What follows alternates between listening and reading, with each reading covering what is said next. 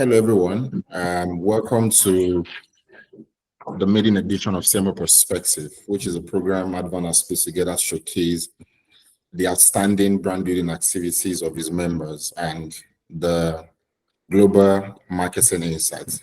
So today, we're excited to have in our midst the head of marketing for OP Digital Services, Mr.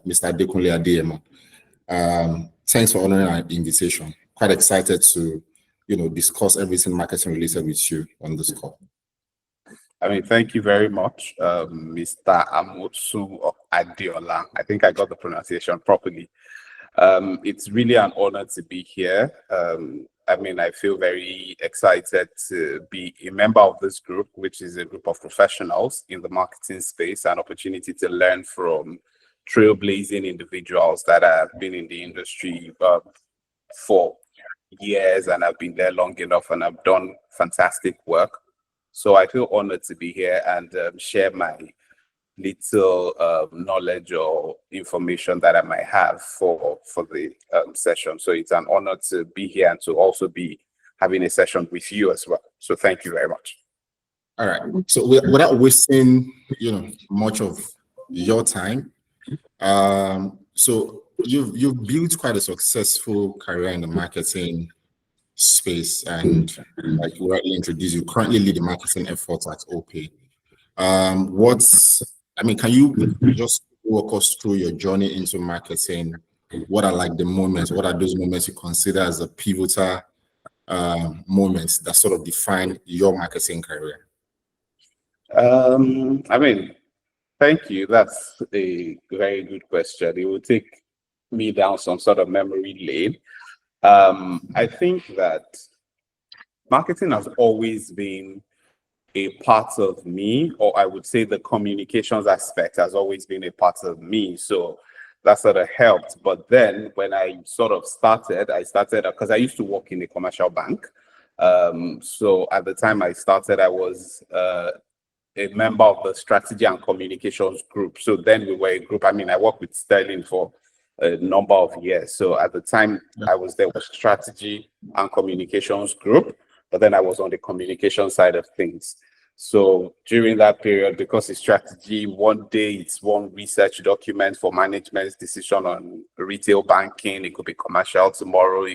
So that to work in the strategy and communications department of Sterling. And at the time, it was an opportunity to learn from all of the, would I say, bosses at the time or the leaders of the team, because banking, the marketing side of banking is a bit different because there are different verticals to it. And so the way you speak to a commercial business is different from how you address customers in the retail segment and how you address people in private banking and all of those details. So almost every now and then there has to be a tweak into the approach that we do and we take for a number of stuff. So that I would say was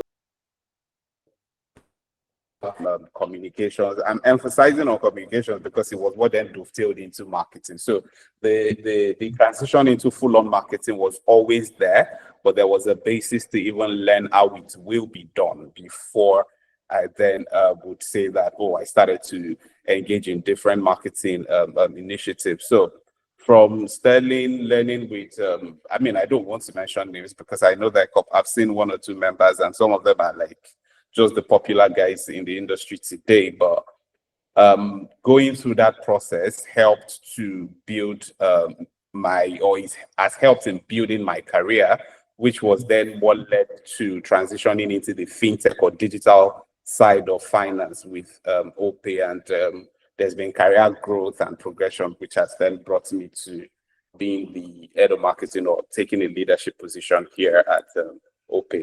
That's sort of a bit of summary around how I have been able to sort of grow.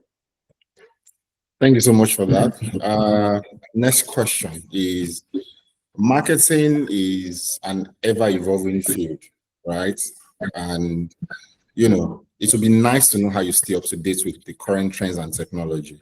And from where you stand, what do you consider as the future of marketing? Or how do you define the future of marketing, so to speak?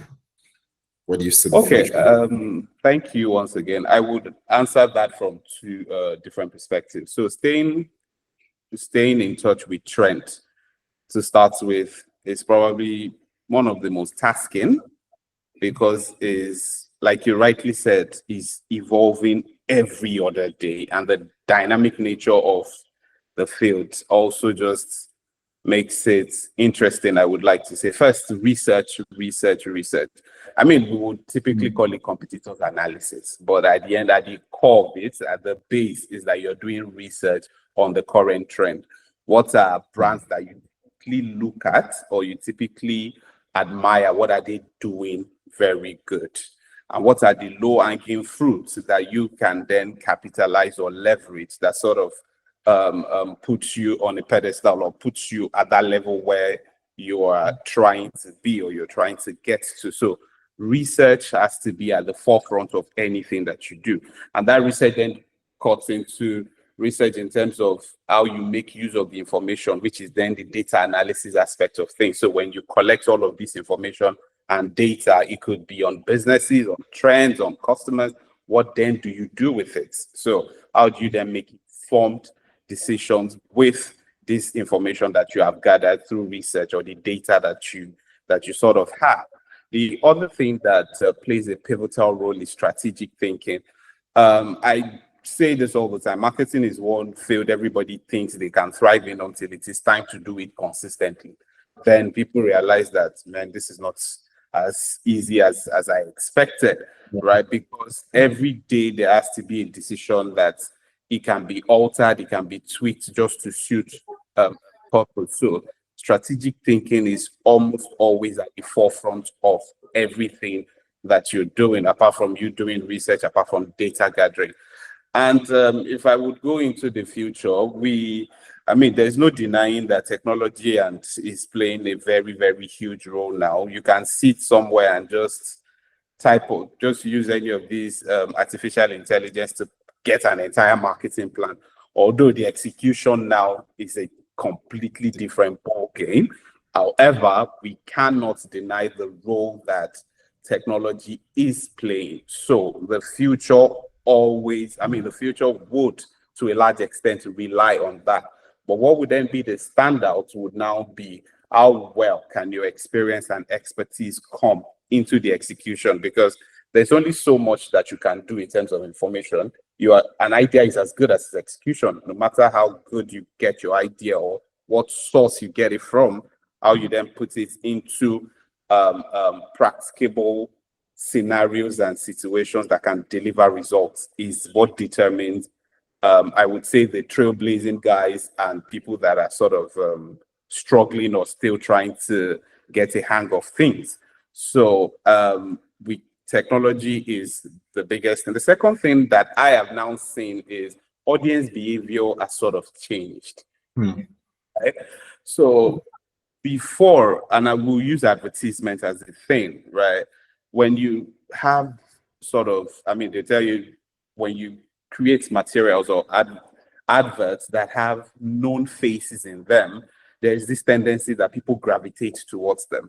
And then everybody's saying, oh, 30 seconds, 45 seconds, 1 minute, and all of that. And you're looking to expose them. But what you realize these days is that attention span is so short that you must be able to communicate in maybe 10 seconds at best. Because too many things are just competing for the attention of the audience. Everybody is pretty much targeting almost the same class. We keep saying to you, reference segments. I mean, you go by data, you look at the population of the country. All of those details means that we are almost always targeting the same set of people. Nobody then has time to be looking at whatever you have or you doing some storytelling approach. Storytelling, obviously, we always take that, but it has to be very short and concise. That's something that I have also seen in recent times, and how there's been this transition from how content is consumed. Another thing I think would be worthy of mention would be animations, right?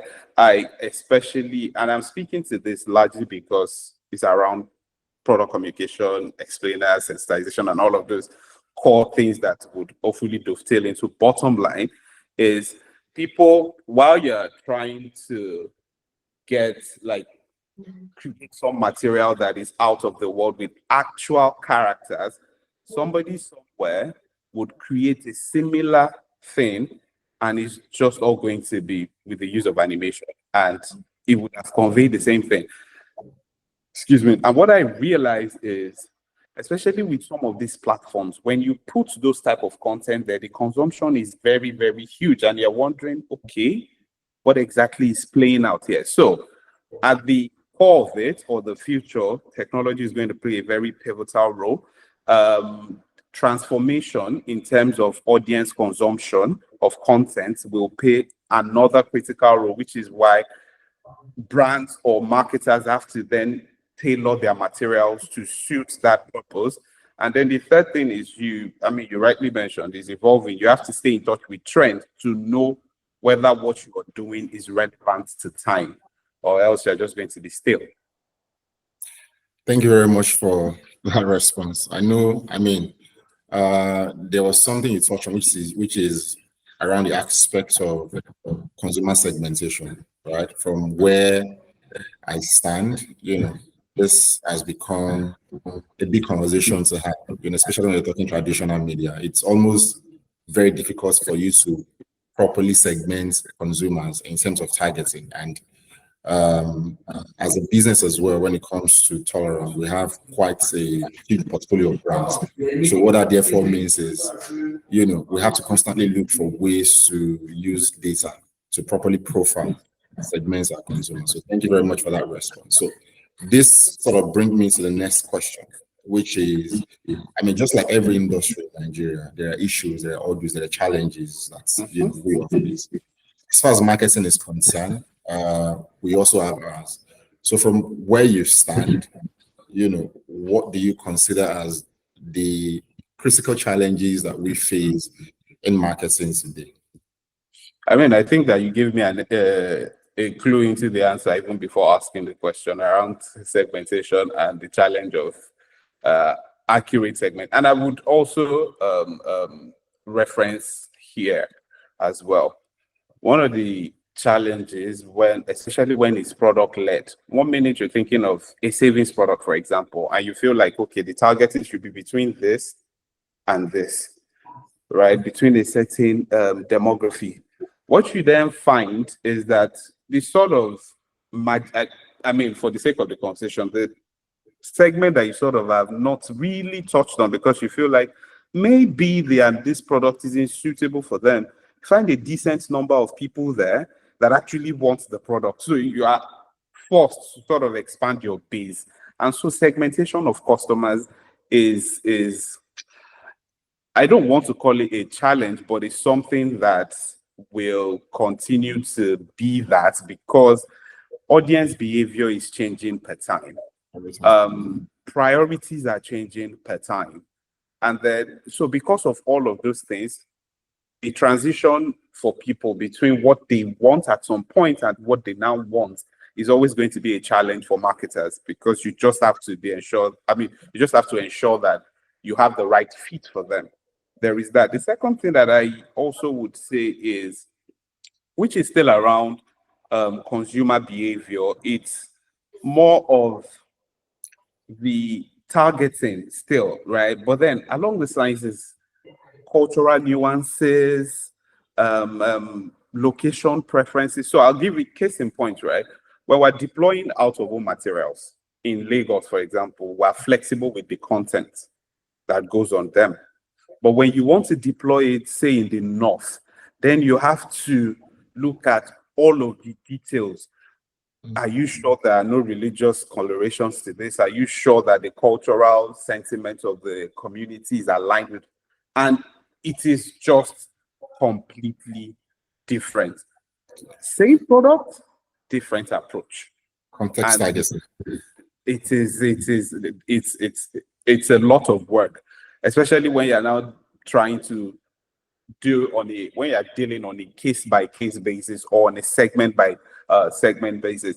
The other one, which is from a company's perspective, and I'm sure you probably have faced that challenge, is always the economic or the financial aspect of things.